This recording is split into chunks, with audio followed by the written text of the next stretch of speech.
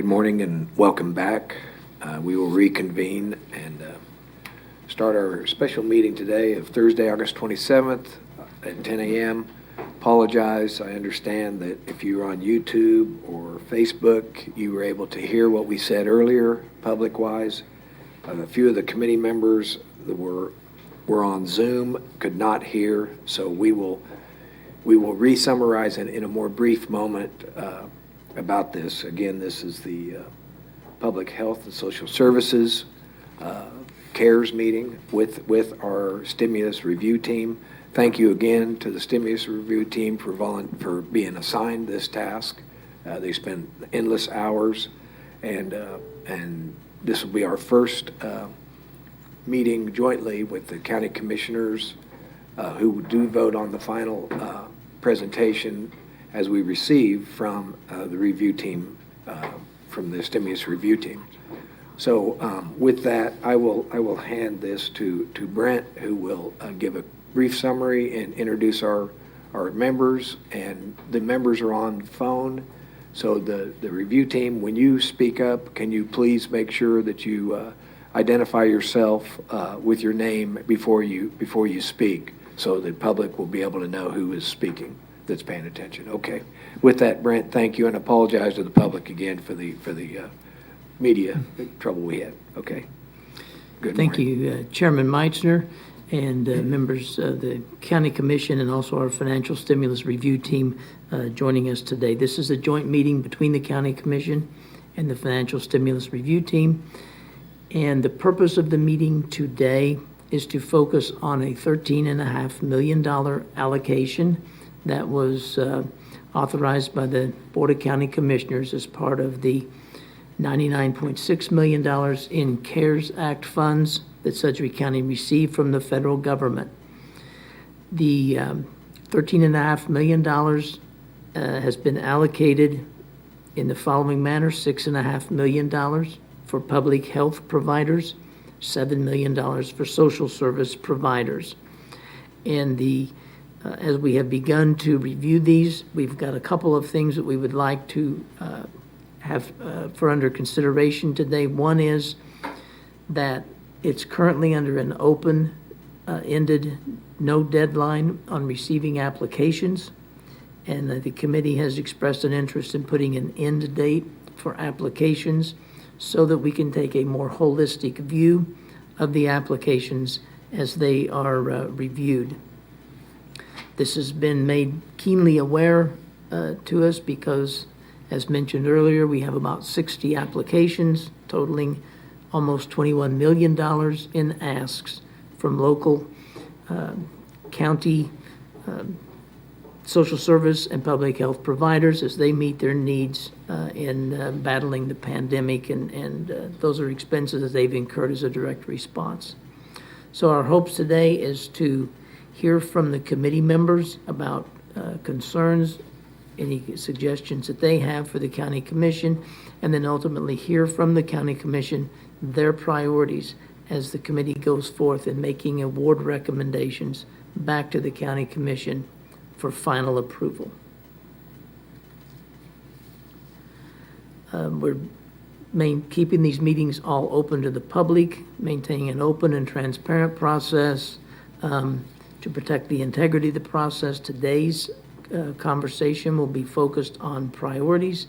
We're not going to be looking at specific applications or discussing them until we have come to the end of the close date for the applications. So I guess at this point I can answer questions, or I'll give control back to Chairman MEITZNER.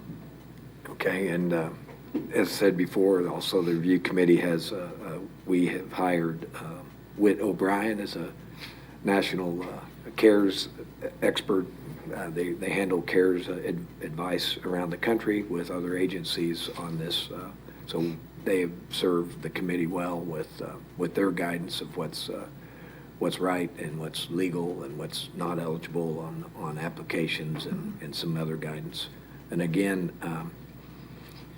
just to reemphasize, what we did find out is that the CARES distribution in our case we've taken the approach that what's most important for our community. We're not following every footprint on what's going on maybe in California, or if you're on a coast or the Gulf. This is specific for, we've focused, the guidance that we gave as a commission was to, let's agree that we're going to do what's best in our Sedgwick County community.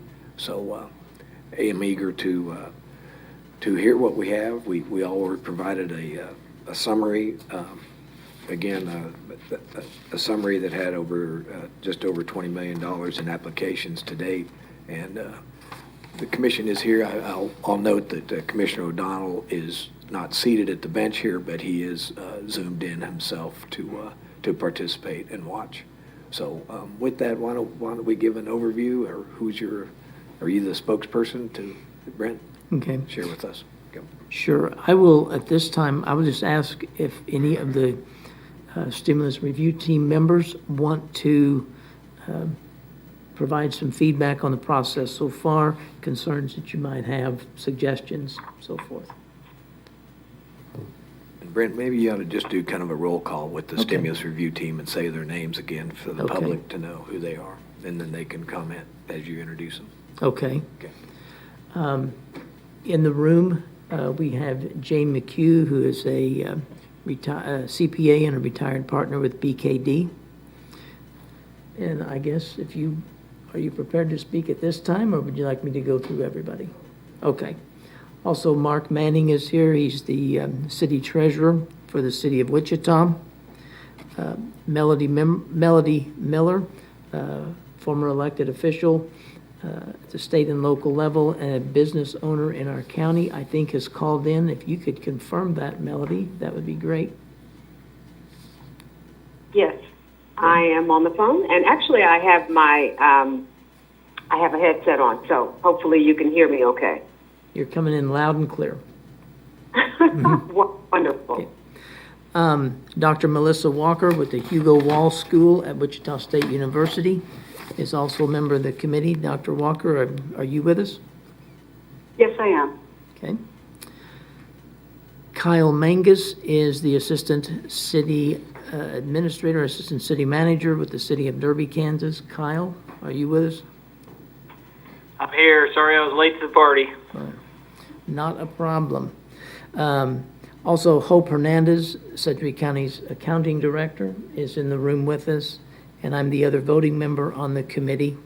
We have two other non-voting members of the committee, Lindsay Poe-Rousseau, our Chief Financial Officer, and Kevin Stamper, who is Assistant County Counselor. Lindsay's joined us in the room. Kevin is in his office joining that way.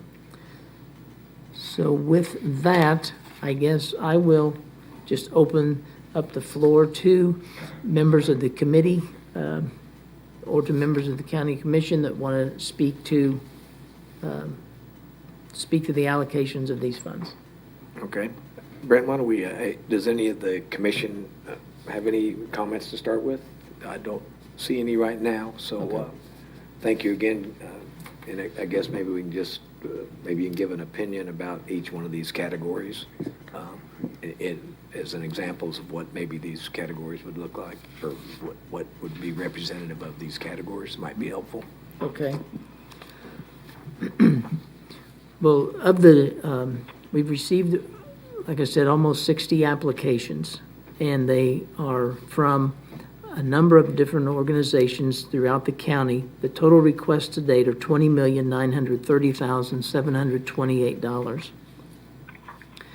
The categories that we have to date are for-profit healthcare providers. Typically, those are nursing homes in the community. We have received requests from a for-profit hospital. We've received a number of requests from for-profit social service organizations, and also then some nonprofit in those same categories: healthcare, hospitals or clinics, and nonprofit social service organizations. For a for-profit provider to be eligible, we have to determine that they've got a public benefit as well. We've received some applications from businesses in this portal, that may be providing health care, but it's all for-profit. There's no public component to that. So in those cases, those people are being notified that we have another option available for them to look to for CARES funding. We're seeing some of the types of requests we're getting, almost $1.7 million in PPE or related protective equipment that people have purchased or continue to purchase in providing their services. A number of increased disinfection costs, almost $400,000 there. $2.5 million in work from home or additional IT expenses to allow people to deliver services in a different environment than we've seen in the past. Our application is divided among existing or current needs and then responding to those current needs with different emerging services. So some of those might be a service expansion, or it might be completely changing to meet a need that they see today and delivering a new service that hasn't been delivered in the past. So those are some of the types of requests that we're getting, kind of an overview of what we're seeing. There have been some requests for temporary facilities. I think people are responding in a number of different ways to try to meet their current needs as a result of the COVID pandemic and the additional expenses that they've incurred. Okay, maybe a question I would have to the committee to start this off. Committee members are individually or collectively, are you in a position to where you want to look at an applicant and know that we have more application monies versus amount? Are you considering sizing down their application, or are you trying to say yes or no on the whole application and say, if you're an applicant and you need $1 million, it's either yes, no on that, or are you considering taking it to 700,000 or something like that? That's just an example. I think the commission probably like to have a feeling on that. It's ready? Yep. Okay. Jane McHugh. Hi, Jane. We have, the ones we have actually already reviewed. I would say in general, we've approved the PPE and the disinfecting. But we've generally had questions on the other asks because we have incomplete information. A lot of them are asking for the school year expenses where we can only fund through December. So we have to go back and ask questions. That's one of the things we've been trying to deal with.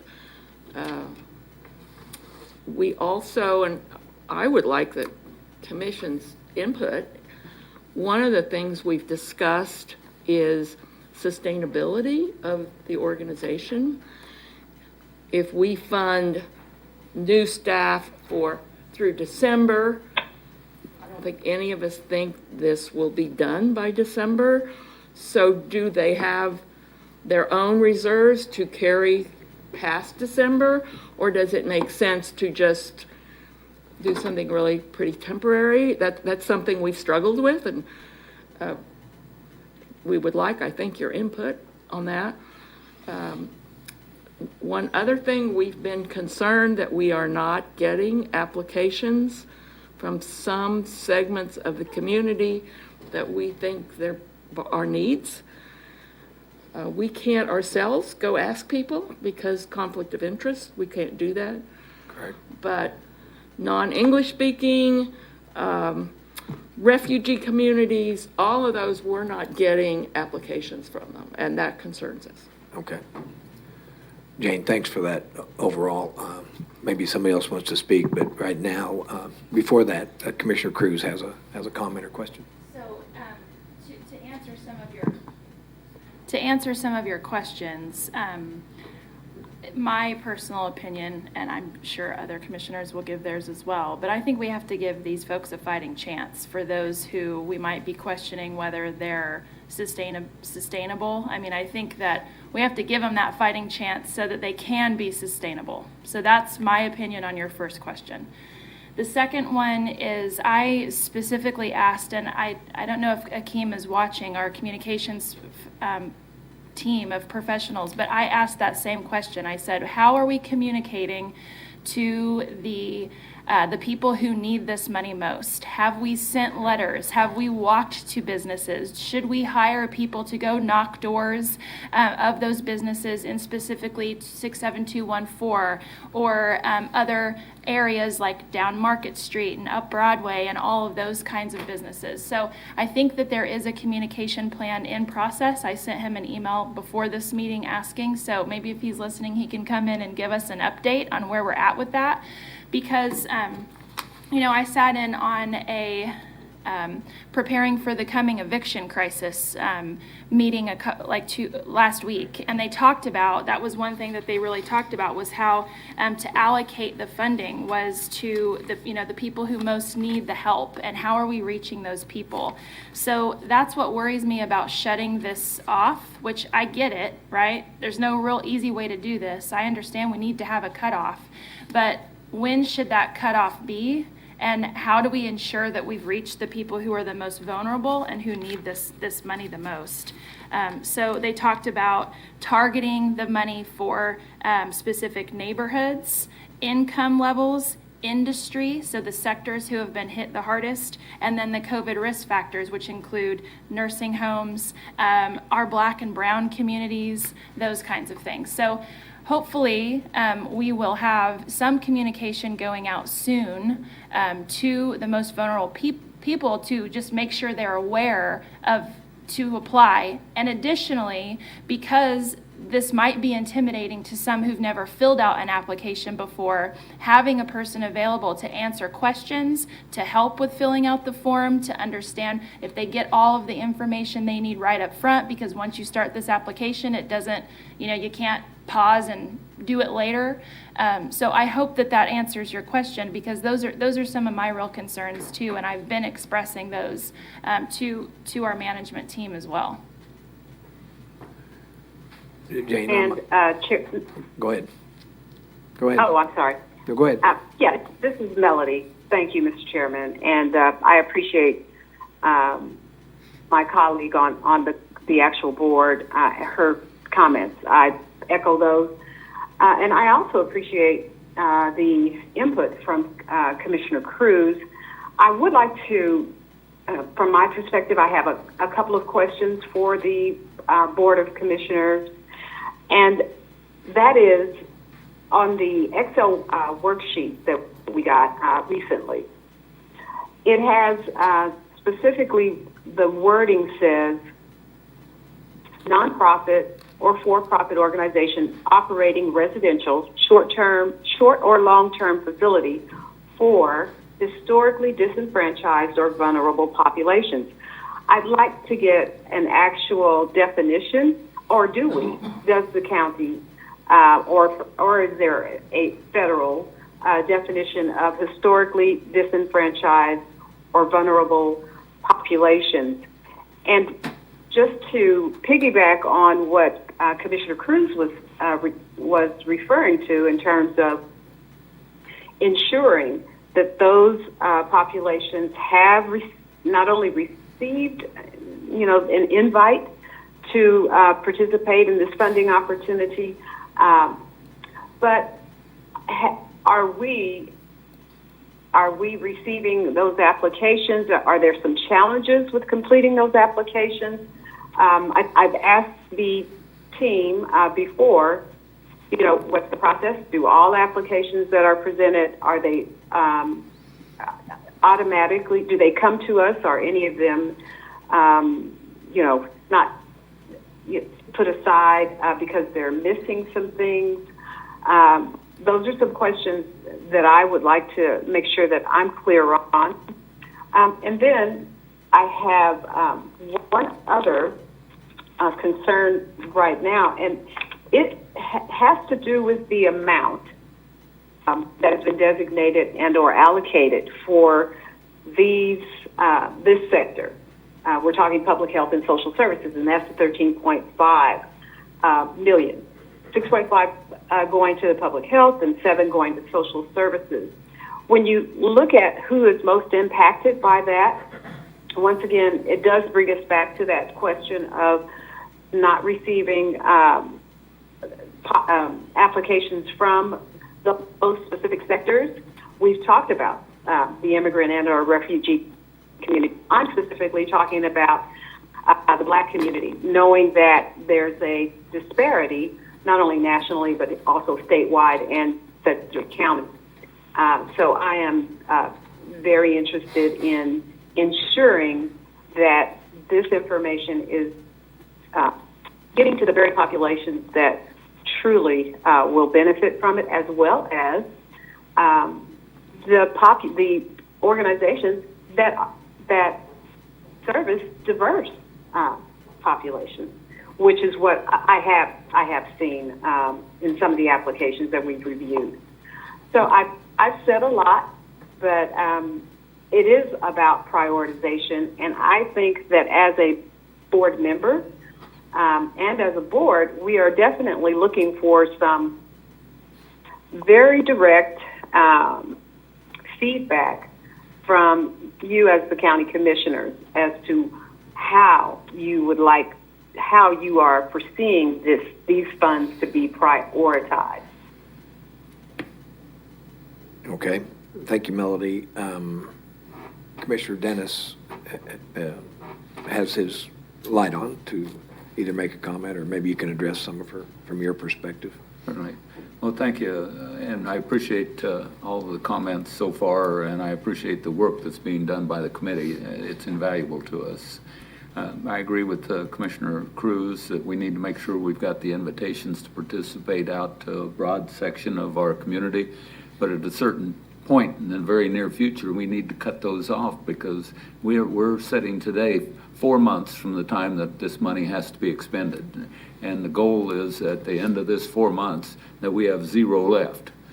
So we can't stretch this out so far that we can't go through the process of getting the funding to the folks that need it the most. As far as the sustainability of the organization, I think that is a critical question that the board has come up with, and I appreciate that. It again does not make any sense to me that we would give some money to someone that's not sustainable, because we're going to end up losing that. If it would go to an organization that's sustainable, then that whatever that they're doing can extend over a longer period of time. So if they can't sustain themselves after 30 December, I'm not in favor of funding that organization. I think if we start looking at priorities, our nonprofits ought to be put ahead of the line above the profits organizations. Also, if we're looking at the broad picture, Sedgwick County, our organization here supports all of Sedgwick County. We need to make sure that whatever thing that we're funding are broad in nature across Sedgwick County. I'm not in favor of taking a look at niche areas that don't support a large portion of our organization. As you look at it, I think that you need to take a look at the mission of Sedgwick County, because again, our mission is to support people, and if we're funding something that doesn't fall within our mission, that we're looking at every single day here in Sedgwick County, then we're not doing, we're not spending the funds best as possible. So as you're looking at that mission, think of things like mental health. That's one of our #1 priorities here, behavioral health in Sedgwick County. So what kind of programs are going to be addressing behavioral health? Other areas that we care about deeply every day are our aging population. What can we do to help aging? We have folks that are disabled that can't take care of certain needs. How do we meet the needs of folks that need special help? So I guess that's the main concerns that I have at this point in time. I'm willing to listen to other questions that you all have, but as we work through it, take a look at what our mission is and the things that we support every single day, and anything that we can do to enhance that mission, I think, is critical. Thank you, Mr. Chairman. Yeah, thank you. Jane, on your sustainability, my comment would be that most of us have experience in the fact when we apply for grants to add police or fire. Part of that plan is exactly that. I mean, they may want to fund it for a year, and then we have to decide as a commission, do we want to sustain it and keep it going? And so I empathize with your question. I think the response back to the applicants, if they need something now, and if you have sustainability questions, I think the applicant, from my perspective, needs to say, yes, we will continue, or no, this is short-term, and we will cease whatever that funding operation is. And I'm not sure how the rest of the commission feels, but that's consistent with what we've done in the past. I think Mark Manning's familiar. I think that's consistent with what the city of Wichita does, and I would have guessed that Kyle down in Derby is familiar with that process. So I think it puts the onus back on the applicant to be and then if they say yes or no, then you as a committee can decide that it's worthy or not. On the second part, on the bucket, for Melody and Commissioner Cruz's question, Lindsay, I don't want to put you on the spot too much, but I know when we decided the buckets, I remember a conversation saying that we eventually may shift from one to the other, depending on applications. Brent, yes or no? And what would be your comment on flexibility to address Melody's question about the money, but the bucket money, so to speak? I might make one Okay. clarification, just so everybody understands that those two categories that talk about disenfranchised and at-risk populations, that's self-selected by the applicant. So as they're filling out the application, it talks about targeted population or serving the whole community, Okay. and then that moves it into that area. So that's how it ended up on the spreadsheet like that. Okay, So- that's helpful information. Thank you. Okay, and then Hi, Lindsay. Lindsay, good morning. Lindsay Purvisseau, your CFO. So we did spend quite a bit of time hashing through the spending plan that the commission approved back on July 8th. And what we had consistently heard was that testing was among the highest priorities for the entire community. And so a good portion of our funding, $25 million, was allocated to that end. And that was consistent across all sectors that we heard from. Then essentially we used that notice of funding opportunity responses to try and craft a strategic plan that would fit along with the goals and priorities that we'd heard from the commission. Now, as a part of that, we did set aside $12 million in the reserve/unanticipated needs. And we told you that as we worked through the process and we saw what was coming, we would ask for your flexibility in allowing us to move that around. When we initially talked about that, we kind of had a date of September. So that's coming up quickly. I think there's still an awful lot of unknowns. We still don't necessarily know what's happening with testing. We still don't necessarily know what's happening with COVID-19 as we've gone up and down. But I think certainly we'll be in a position to start talking about that around about the time that your small business applications are due, September 11th. And so I think that would, based on the date that I think we've heard from the committee of September 18th as the end date for this application process, I think that would be just about the right time for us to talk about loosening up some of those dollars in that reserve, seeing what's able to be allocated. I know we've certainly heard lots of feedback, and you have heard feedback from schools of all kinds that there's not enough funding there.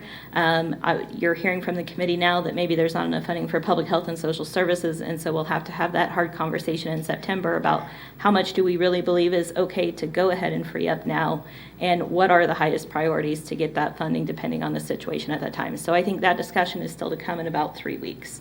Okay, would the committee be comfortable with their own internal discussion to say, we'd like to recommend back to the commission that this isn't enough in this bucket, or even conversely, hey, we think that we should shift, because we're not really seeing the applications personally.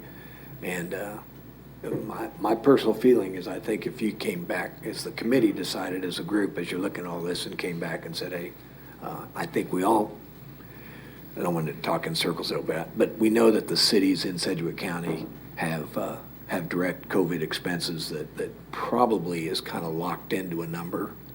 You're right, we have a sense of feeling early about testing, not knowing what that's going to be. We may have $60 a test go to $15 a test. So there is some movement areas, but I would be more comfortable if the committee, as you're digesting this, and internally, and said back to Brent to deliver a message, or with Lindsay, and of course with Widow Brian's advice to say, hey, we think we ought to adjust these buckets.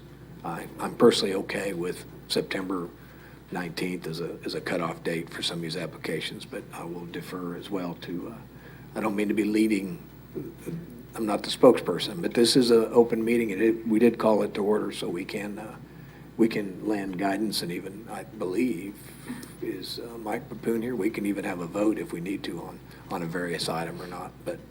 And I think Kevin's online if we get to that point, and if he Kevin, needs yeah. to steer us in a particular direction. Okay, and Commissioner Cruz. Thank you, Chairman.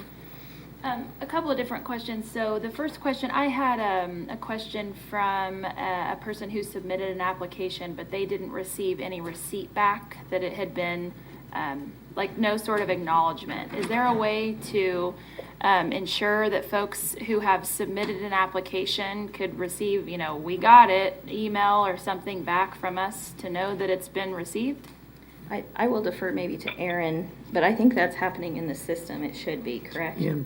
When the application is submitted, there's a response on the screen that just says application successfully submitted. A follow-up email hasn't been sent to folks at that point, but as we do internal reviews, we're contacting them for follow-up information. So, How much extra work would it be to send something to folks? I think we can make that happen. If it wouldn't be too much work, I think it's a peace of mind kind of thing for Sure. folks. The second question would be, when we're talking about who to give this money to, and dates for deadlines and vulnerable populations, is there like an impact score or some sort of impact level that we could place on, how do they impact the community? Is there a way to put them in certain buckets to determine their level of impact to the community? I think what we hope to do is, based on the prioritization that we hear from you today, is develop that score so that community impact, alignment with the mission, your priorities, and then that with the risk assessment tells us these are the best places to allocate these monies. Okay, so when it comes to vulnerable populations, though, I mean, we have a bucket for senior services, right? We have those, and that's a vulnerable population. But we know that our Black and brown communities are vulnerable populations as well. So I really feel strongly that we have to make sure that we're hitting those populations. And I see Akeem is in our in here now. So if you wouldn't mind coming and just giving us an update of how we're communicating with those communities. Yes, Commissioner. Keem Asher, Director of Strategic Communications. You guys approved about $150,000 to be used for marketing. And so what really has happened is COVID-related issues originally was kind of the communication mechanism, right? And so that kind of switched now to CARES and the funding and that businesses can use and individuals. So what really has had to happen is building those relationships. And so we've relied heavily on Tammy Bradley with MEITZNER and Bradley, as well as Christina Long and Claudia Morrow, to really help us build those relationships. There was a communications plan that was put together before I got here, but did look at a lot of those different avenues, such as television, you've got social media, and then also mailers. So we are doing everything we can to reach those communities to make sure that they have that information. I did have a conversation with Councilmember Johnson this morning just about that very thing, and he was very candid. And in my particular role, those are things that we need to hear, that a lot of that information is getting to those organizations, but there's a little bit more that we can be doing. So that's something that we're going to be looking at over the next couple of weeks. I know Tom and Tim are a part of the COVID-19 Community Task Force, which they talk to weekly. And so there are about 30 to 40 different organizations on that call. And so Tom has been able to give that information about the CARES funding to those organizations. But again, there's more things that we definitely can be doing. So like specifically in the Black community hitting, are the Ministerial League offering information, they could speak it from their pulpits about apply for this funding. What about the Vietnamese community? I haven't heard about that community. So actually, Commissioner, we just had a targeted message to the Vietnamese community just recently. So Tammy's working on targeted messaging for them, incorporating digital tactics and geofencing, so to actually zero in on that particular community to make sure that they are also getting that message. So we're already doing that. Okay.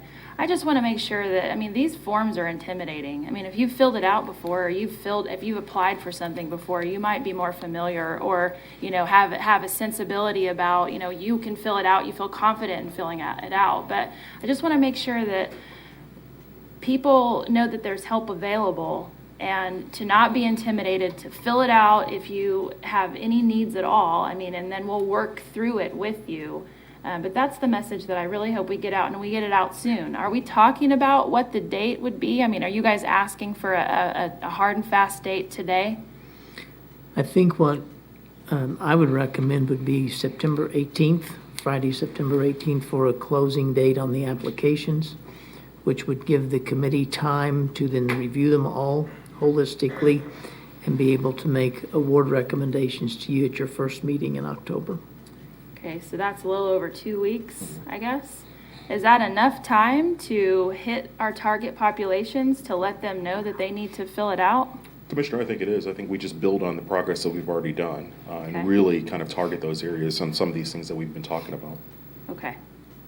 Well, I appreciate your work. I know that we just had that conversation last week, so I hope that we can hit everybody who needs to know that this funding is available, and that we are here to help them fill it out if they have questions or concerns. Yes, ma'am.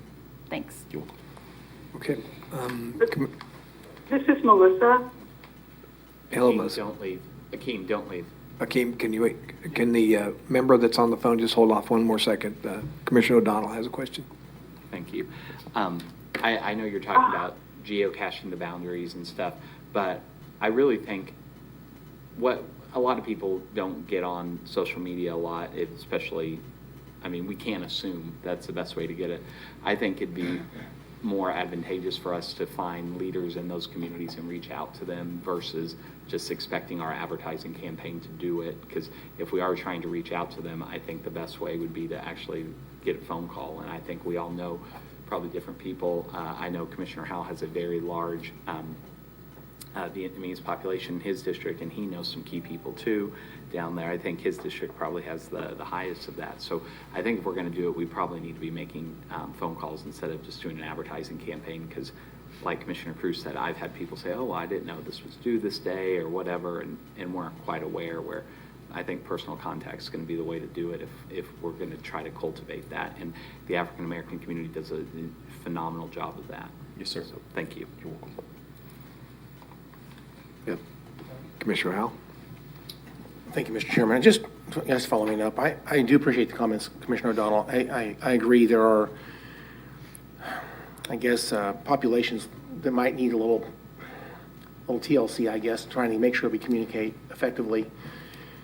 One of the things I'm curious about, though, if we're relying on primarily broadcasting information that people might happen to catch on social media or through a newsletter or maybe on the website, that may not be really effective.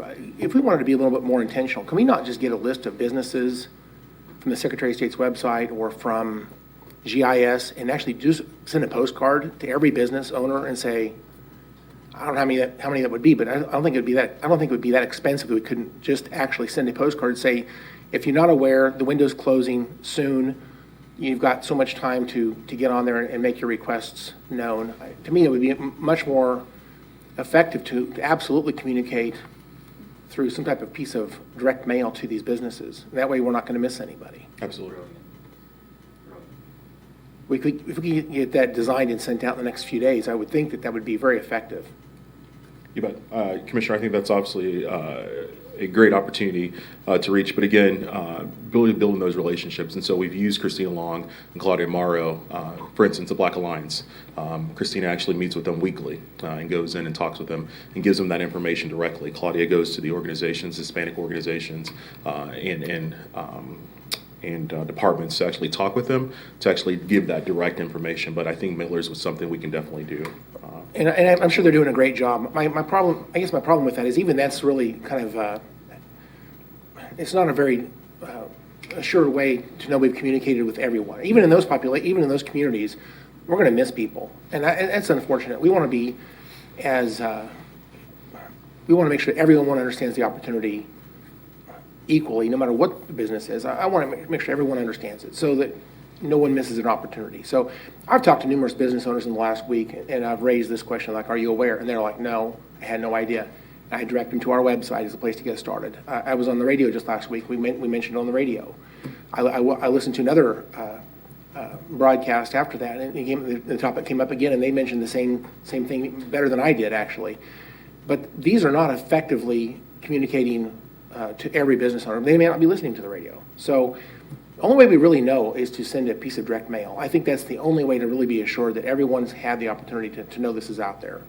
And I don't know what that would cost, but if it was $10,000 to send out a postcard, it's worth that $10,000 to do that. So, all right, thank you. Okay. There's somebody was on the phone, member, I think, wanted to comment? Dr. Melissa Walker. Oh. Dr. Walker? You might be muted. Melissa? Hi, Erin. Is it okay if I comment? Yes. Thank you. The gaps in the applications that we're receiving are from small community-based nonprofit organizations serving the African American and the Latinx communities, and also from large social service and health organizations that are serving those communities. So it's not a matter of public relations or communications. It's literally a matter of reaching out to the clinics, the community health clinics, and the federally qualified health centers, and making them aware of this opportunity for funding, as well as the human service organizations that target individuals in those communities.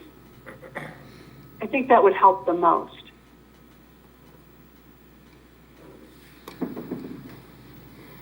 Okay. All right. What other comments we have or questions right now? Hope Hernandez. Hi, Hope. Hi. Make sure you identify yourself for everybody again.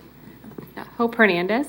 I guess in response to your first question you asked, we are open to prorating if we have to eventually. And just as Jane had talked about this morning, on some of the applications, they were going into 2021. So we will have to do some prorating on those just to get to the end of December. But I guess one of my concerns / questions for you guys for guidance was we have had a lot of requests for temporary facilities for a lot of these applicants who are needing additional space to provide services and or for some of their programs. And so I think the PPE and the disinfectant, those things are easier to say, oh, sure, we'll go ahead and reimburse for those costs. But trying to determine where the need is and which ones are the greatest priority in terms of temporary facilities, I think that's an area where we could really use some guidance from you all. Okay. Well, I can respond that one part is we just funded the temporary drive-through facility for testing over there at Edgemoor and Central. And from our perspective, from the county's perspective, I think we just signed a 6 or 7 month lease that expires December 31st related to CARES. Let me give you an example. Sorry, Okay. that'd probably be That would be easier on helpful. what I meant Thank on you. that. So for example, there was a couple of applicants that asked for homeless shelters. So they're needing to extend those and get more room for shelters in order to follow the social distancing rules between the beds and things like that. So that's one example of applicants asking for more additional space. And then we also had a larger healthcare facility ask us for additional space so that they can make a wing dedicated to COVID, so that they can, again, for social distancing and move those people into those other areas. So I guess it's just an order of priority on which ones are more important, because those are huge dollar asks and we only have so much in this pot. So it's just how do we prioritize which facilities are the most important in terms of funding. Okay. And Jane, were you going to comment something? Or add to that? Well, just another, Jane McHugh, question. One of the big elephants in this is the hospitals. We have a $14 million ask from one of our two major hospitals. I would argue that those are regional hospitals, and the state should be helping with that. And our committee can't really deal with that, but maybe the commission has some influence in that. But if we get another 14 million request from the other major hospital, we don't have the funds. Right. Jane, that's a great point, and we're well aware that we are a regional hospital, and actually some of our every Monday when we talk to the hospitals, we get a report, and it also says how many, spend 20% of ICUs basically week to week or from out of the county. So I think I would struggle there too. I've tried to talk to a couple of the SPARK committee members to help support that. I don't know where the SPARK world is right now, but I would lean personally towards passing on a request if we couldn't just keep it related to the Sedgwick County bucket of money, Sedgwick County citizens. That's my own personal thought. I think we've getting positive nods there. And I didn't mean to jump in front of you, Commissioner Cruz, so here, Commissioner Cruz. Thank you, Chairman. Jane, I have to agree. On every Monday when I sit on these calls, if we're full capacity and we have no room, perhaps maybe then we could consider that. But as of right now, with all of the measures that we've put in place, we have a lot more folks following the rules. And so hopefully we won't see those steep numbers that would necessitate a whole entire wing. So I would have to agree with my colleagues here and say that we should probably pass on that for now, at least until we figure out what the most vulnerable people, the most vulnerable sections of our community. Right. Does that help answer your question, Mr. Hope? And go ahead, somebody on the phone? Yes, Mr. Chairman, it's Melody. And so a couple of clarifying questions. The first one is maybe for, I'm not sure who was sharing this information, but about the reserve, 12 million. So is that reserve going to be broadly allocated? Or is there a designated portion of it that will be for additional funding made available to public health and social services, or is the total potentially going to be available? That's my first question, and then I'll have a follow-up. Okay. If I can have Lindsay address the reserve. She's coming to the podium to address the reserve. I recall. Thank you. We do recall that there is a reserve, and I actually think Spark is talking about, they have a reserve as well. They do. But we've all got the pressure of Okay. we all got the pressure of the calendar year, and that's for sure. But Lindsay, why don't you address this, please? Sure. Thank you. So, Melody, this is Lindsay. I think what we're aiming for is mid-September, once we kind of see how the world is looking with COVID in our community, and also what is happening with schools and what is happening with our testing capabilities. I think that is when maybe we would come to the committee to get feedback. I think Commissioner MEITZNER, or Chairman MEITZNER earlier, had indicated some interest in hearing from the committee on what is necessary. I think it would be, I don't know that we would release all 12 million. In mid-September, I think we'd probably want to do some kind of gradual approach and maybe hit our highest priorities to our lowest priorities based on what's happening then. But I think that door has been open to the committee to give that feedback. Okay, but let me make sure I'm following what you're saying. Would it be left up to the committee in terms of the proportion? How much would be for a sector? I think that will definitely be a part of it. One thing that you all have not looked at yet are schools. And testing also is running through a different team that's kind of led by medical professionals. And so at that point, we'll have to figure out, and we'll start thinking through the best way to do this. But it probably would have to be a collaboration between all of the different parties who are getting all of the different types of information, including definitely the review team. Okay. All right. Then the second, thank you very much. No The problem. second question has to do with those different pots of funding. Spark is one. There are at the state level, there are CARES Act funds that's available. So when you have an entity that potentially could seek funding from another pot, yet is requesting funding within their application to Sedgwick County, how do we want to weigh that? Well, Melanie, I'm aware of a few cases that people have actually, businesses have requested from me if I know the status of their application at the Spark level, and I do not have access to that. So does it help to know that these entities need to, I mean, Spark's got a nice website and a nice application process. Does it help to, and I know that there's not supposed to be a duplication of, you're not supposed to double dip from the state and the county. So I think the entities need to determine their best funding chance, and we need to refer them to Spark, or make sure if they feel they can't get it in Spark and us, or they want us instead of Spark.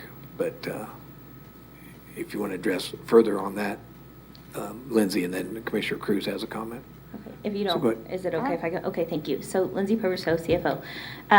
The only point I would make is we know that there are lots of federal programs out there. We know there are state programs, and we know that there are benefits that are happening here within Sedgwick County. And so one of the other concerns that I think we'd heard about out of the committee too is if there are other pots of funding either available or have been received, how to prioritize those. Should we prioritize folks who maybe haven't gotten any assistance or maybe aren't eligible for other assistance, which I think is getting to the question that Melody asked.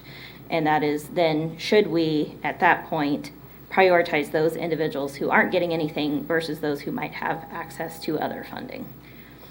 And so I think that hopefully kind of just piggybacks on her question a little bit.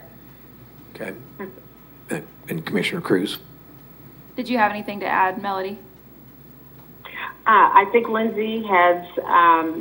I think she's captured it well. I would even flip it and say that there's a couple of apps that we have that we're understanding. Well, my understanding and reading it is that they have applied for other funding, just have not heard back. And these are large dollars also. And so they're also requesting funding from this pot. So go ahead, Commissioner Cruz. Thank you. Thank you. You hope we didn't answer your homeless question, so I'd like to revisit that if we could. I think that is one of those populations that they have nowhere else to go, and if we don't have any funding and if we don't provide them a place, then where are they going to go? Will they congregate? So I think we need to really take a good hard look at that, and I would be in favor of funding those things because we need to provide a place that's safe, because that's our number one goal, is to keep people safe during this. So I would have to say I am in favor of that. Okay. don't see any other questions from the commission right now, Okay. or comments yet. So, what other exchange do we have between, Okay. I hope this has been helpful for the committee members. I see 3 of them in live that are shaking their head positively, so I know this has been really helpful for us to hear your challenges. I think the regional hospital is a good decision. With what I think collectively we're comfortable with, and if that helps you, that's probably a big to-do off the list, so to speak.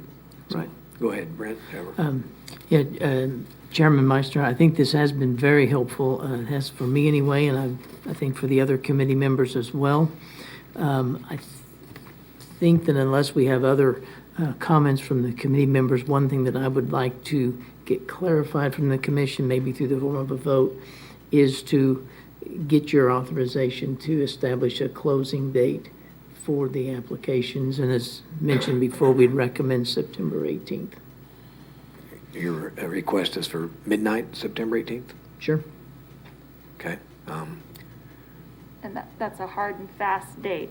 No applications will be accepted after that. Right, because commissioners, as we heard from the committee, and we've heard it on all the meetings, it's just really hard to make a decision on the efficacy of an application when we don't know what else might be out there. So this allows us to look at all of them at once. And that's, all the members that are on the phone, are you all comfortable with that date? Melody, Yeah, or whoever? yeah, I'm looking at I'm just thinking about from a flexibility perspective. Will there be no opportunity to extend? Yes. So therefore, is everyone comfortable with this being a hard, drop dead date? And I'm just questioning our. Well, we've had some other, Board. Melody, we've had a couple other hard dates on some other application processes. In a way, I think it helps the community to know that this is and then when if community reaches to us individually, then it helps us to be able to say, hey, make sure you have your stuff together and submitted and September 18th is, we're not a month away, but it's a good 3 weeks at least, so I'm comfortable with that. Commissioner Howell has a comment. Thank you, Mr. Chairman. Just 2 things. I happen to notice that, again, that's a Friday, and I don't know if we plan on working Saturday and Sunday to process these applications, but if not, that I would just as soon move that date to Sunday evening so that there may be some providers out there that would like to have the weekend to work this, maybe in some off hours that they would have. So I don't know if there's any harm in moving this from the 18th to the 20th, for example. That would be a Sunday rather than a Friday. And then, secondly, if people some of the concerns about the complexity of the application, I know we're doing the very best to make it as easy as possible, but they may have some questions. If someone gets into this and they, on the weekend, have trouble completing it, but they did the very best they could, if there's something that's not quite right or not filled out, I assume on Monday when we get to these, we'll have to do some follow-up work and contact them and fill in the blanks that are maybe not quite right. Does that sound right? Okay. With that understanding, I would rather see us move this to the 20th, if that's okay. And I don't mind midnight, that's fine. That'd be okay? That all right with the committee? Sure. An extra couple of days? Okay. All right. Commissioner Dennis. Thank you, Mr. Chairman. I'm fine with moving it to Sunday at midnight, if that's what you want. We can have a motion like that. Also, to follow up on the homeless question, again, homelessness falls exactly within the mission of Sedgwick County. I have no problem with funding that. The only problem is making sure that whatever that you fund is sustainable after 30 December, because we won't be extending the funding beyond that. So the sustainability is a vital question. Right. So if you need a motion, I'd be happy to make a motion on that Sunday. Would that be the 20th? Sunday, yes. Midnight, the 20th. Sunday, the 20th. Sunday night. September. Okay. I'll second. Chairman Meitzner? Yes, ma'am. Hello. This is Melissa Walker, a member of the committee. Before a motion is put forward, can I add one more thought? Sure. Of course. Okay. the date that you're discussing sounds fine, but we need to have a commitment from the county that over the next, let's say, 10 days between now and next Friday, a concerted effort will be made to reach out to the underrepresented groups in the applicant pool, the social service agencies and healthcare providers. Is that possible? Well, I believe so. I think when Akeem was here, I mean, I think they're going to be full court on trying to do that. So you have, our commitment to educate and get the message out numerous ways we can is part of this. Absolutely. Melissa, I will take it upon myself to hound them every single day to ensure that we get this done. Thank you. Okay. All right. Any other comments? We do have a motion and a second, but Tom, do you want to add I anything? was just going to say, Chairman, if and you've already made the motion in a second, I was going to have Kevin give you guidance on that, but you took care of it yourself. The only other thing, go ahead and take care of that vote, and then I had just a couple other things real quick. Okay. Well, we don't have a clerk here today, but we do have a motion and a second. And Kevin, do you want to weigh in right now legally the commission's options on the motion here, since we do not have clerk here? They can go ahead and call the roll, and we can record that. okay. Then we'll. As a chair, I assume I'll call the roll, or Brent, you want to call? Why don't you call the roll? Sure. Okay. Whatever order you want to go to.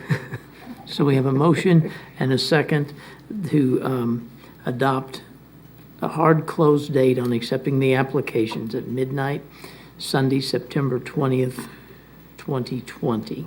Correct. Go, Brent, please call the roll. Okay. Commissioner O'Donnell? Aye.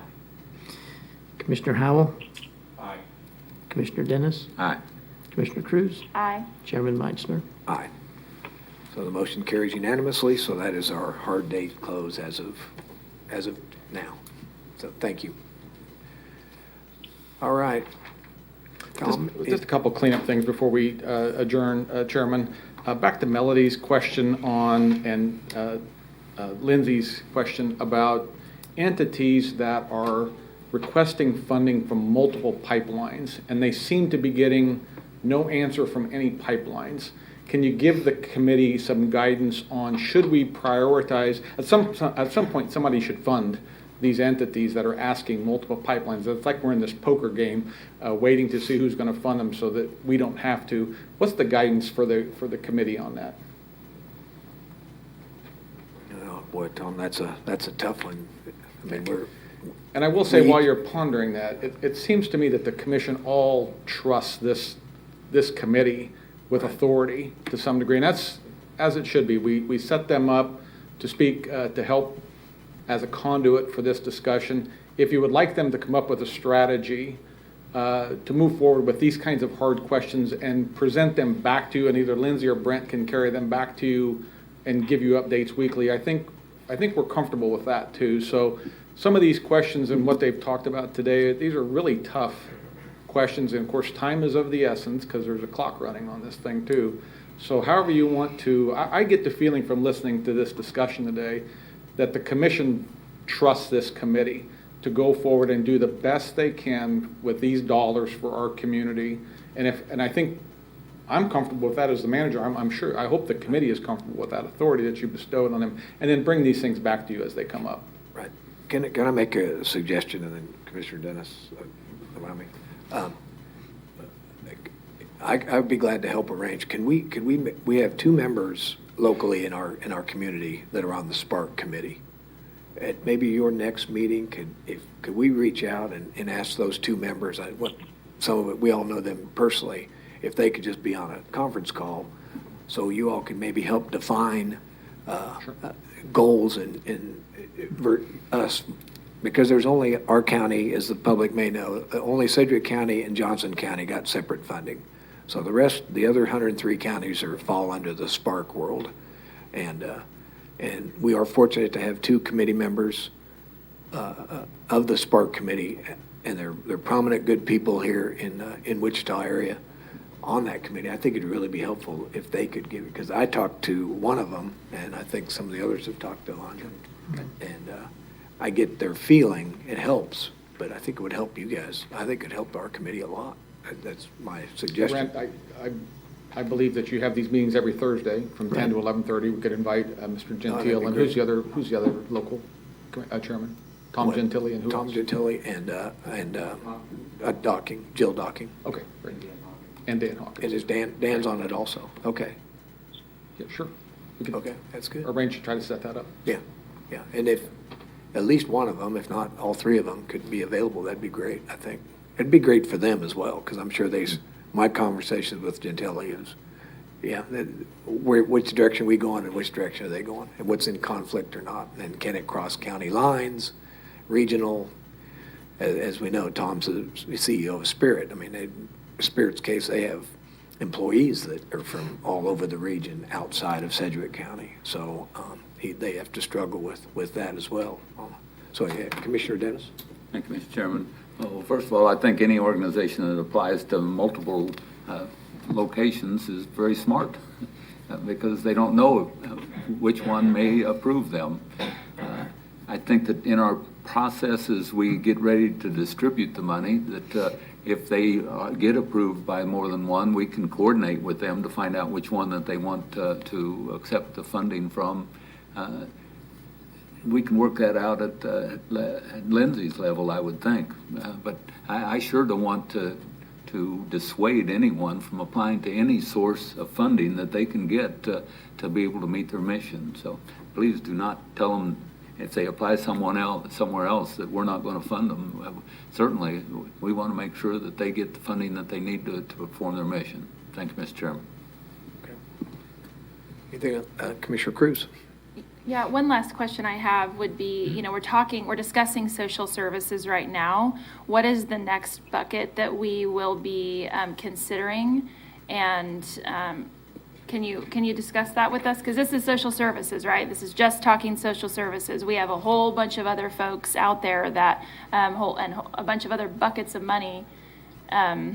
So or whoever can answer the question, I'd like to start that discussion now, because if we're going to have another hard and fast deadline, I think it's important for us to get that information out quickly. Okay. Yes, Commissioner, we do have the next deadlines that are coming up. The portal for schools has closed, and we're now in the process of preparing documentation and so forth for the schools to receive their funding.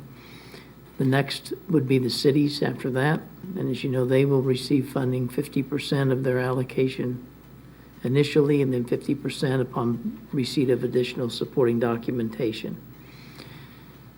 The next portal or for applications that will close will be the Small Business Safe Operating Grants, and that closes on September 11th. And to date, we've received I think we were approaching 500 applications the last time I looked. So at $5,000 apiece, 1,000 applicants would exhaust that fund. So we're about halfway there. So we're going to go to the cities next. Is that what you're saying? Or we're going to do it in tandem, cities and small businesses? Because is there any way to put small businesses before?